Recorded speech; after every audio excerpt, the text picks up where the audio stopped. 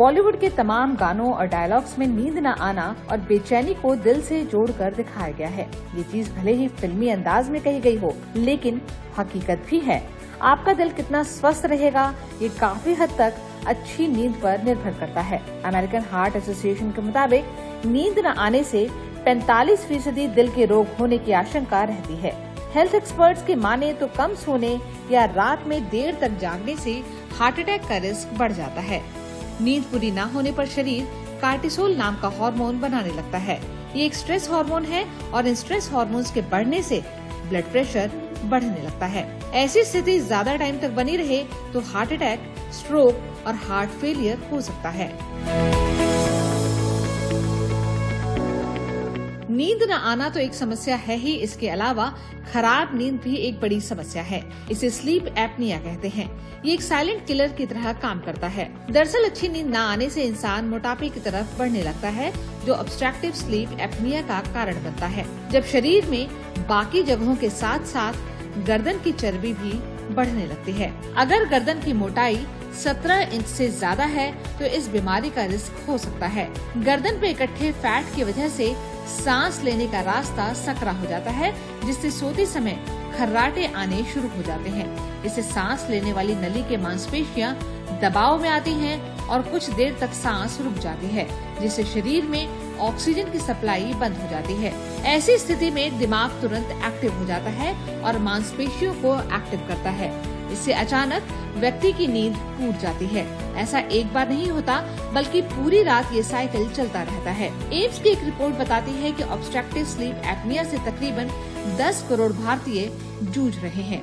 बार बार नींद खराब होने पर दिल को दोगुनी गति से काम करना पड़ता है, जिससे हार्ट फेलियर का खतरा बढ़ जाता है। खराब नींद से 80 तरह के स्लीप डिसऑर्डर हो सकते हैं, जो दिल की सेहत को प्रभावित करते हैं। नींद की कमी से इंसुलिन रेजिस्टेंस का खतरा भी बढ़ जाता है। इससे ब्लड ग्लूकोज तेजी से भागता है। इससे डायबिटीज की समस्या हो सकती है। वहीं कई रिपोर्ट से ये साबित होता है कि डायबिटीज से हार्ट डिजीज का रिस्क कई गुना बढ़ जाता है। खाना तो regular through out the day होना चाहिए। It should be healthy food. आपका लास्ट खाना, मोस्ट इम्पॉर्टेंट इज कि आप मॉर्निंग टाइम में हैवी खाएं या ज़्यादा खाना चाहते हैं, बट शाम का खाना जल्दी और हल्का होना चाहिए। उससे कई फायदे होते हैं, नॉट जस्ट वेट रिडक्शन और मोटापा वगैरह, बट नींद बहुत अच्छी होनी ज़रूरी होती है। और जितना आप जल्दी खाते हैं और गैप देते हैं, उसके बाद नींद अच्छी आती है। हमने नींद का बात नहीं की, बट रियली हम लोग, जब मैं भी early part of my life में और कैरियर में इतना इंटेंट था, और काफ़ी दिनों तक और अब तक हूँ, बट एटलीस्ट कुछ रियलाइजेशन हुआ कोविड के बाद। कोविड से पहले दिमाग में यही आता कि 5 घंटे से ज़्यादा सो गए तो हम अपनी ज़िंदगी वेस्ट कर रहे हैं। मतलब ये तो खाली लोगों का काम है, जो कि 5 घंटे से ज़्यादा, वरना टाइम कहाँ है सोने का। इतना काम करने की इतना काम है।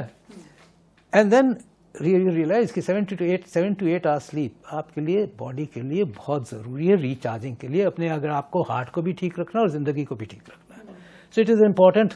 Sleep is an important. Quality of sleep तो तभी आती है जब आप फ़ोन पे ना देखो उससे पहले, अपने व्हाट्सएप ना देखो उससे पहले, लास्ट चीज़ स्क्रीन नहीं होनी चाहिए, चाहे वो टीवी का हो, चाहे आपके आईपैड का हो, चाहे फ़ोन का हो।